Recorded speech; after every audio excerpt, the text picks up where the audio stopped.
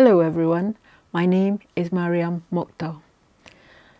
The mother of 22-year-old cadet Shamsul Haris Shamsuddin suspects foul play in her son's death, despite the official version which said that there were no criminal elements involved.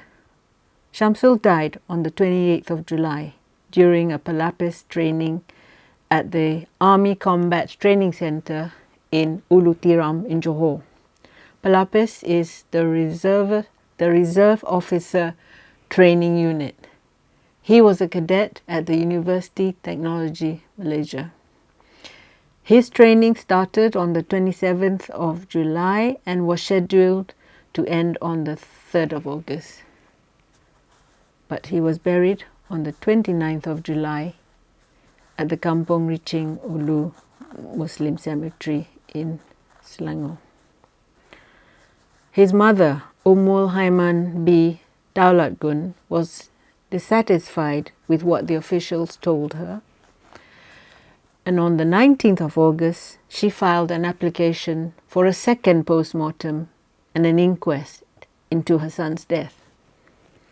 She claimed that when she asked her son's peers about the circumstances during training that subsequently led to her son's death, the cadets pleaded ignorance, and all responded with the same reply, which was, "I don't know, I didn't see anything."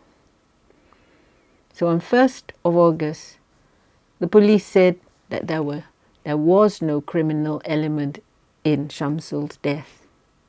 Moreover, his mother, Puan Umil, she alleges that the autopsy on her son was not done by a proper forensic pathologist but by 2 medical officers. And when she went to view her son's body, not only was she stopped from taking photographs of his wounds, but she reported seeing the following.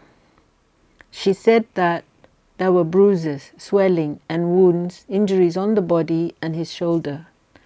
Her son's nose was oozing blood, as if he had suffered a head trauma from impact. She added that there was a lot of bloodstains and wounds that looked like punched holes or gunshots. Her son had been bandaged thickly, but a lot of blood was still oozing from the hole, and the blood soaked the neck and also soaked through the mattress lining. She also added that she alleged that her son's eyes were bleeding continuously. Now, she had been informed that Shamsul had died after suffering from a seizure following a shooting training exercise. However, her relative was told that her son was killed in a fight, beaten up. If you recall, the same tiada apa attitude, or the lack of professionalism, or whatever you want to call it, was also experienced by the mother of 13-year-old Zara Khairina Mahathir, the Sabah student whose death has ignited a fire in the rakyat. It was the last straw for everyone, just about.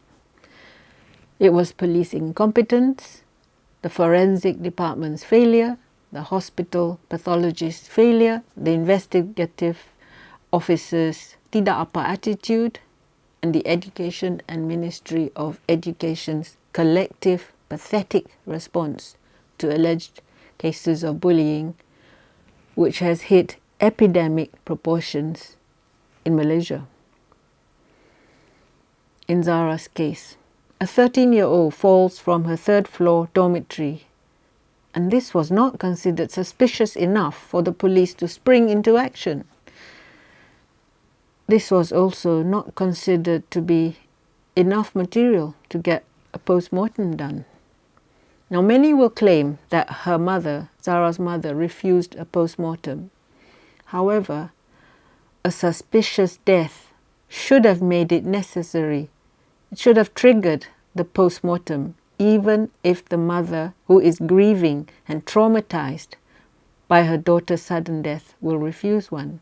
Because as most Malaysians are aware, Muslims are by the religion are told to bury their dead within 24 hours and to avoid a post-mortem, etc. if possible. So don't blame the mother, as this is how we are brought up. Moreover, if you look at it, we do not question the authorities enough. That is our nature, sadly. And so, back to Shamsul's mysterious, suspicious death. His mother has made allegations that her son was murdered. The police handling of this case is pathetic. It's failure after failure after failure. The Home Minister and the IGP have failed the rakyat. The police force is not functioning. They are failing to protect the rakyat.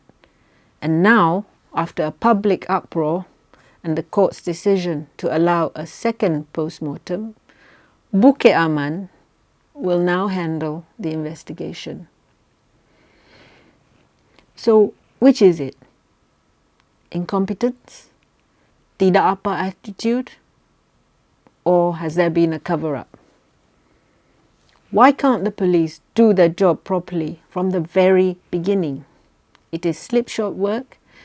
It is as if the standard operating procedures were never followed. Thank you for listening. Speak to you soon. If you like my videos, please press like and subscribe to my YouTube channel.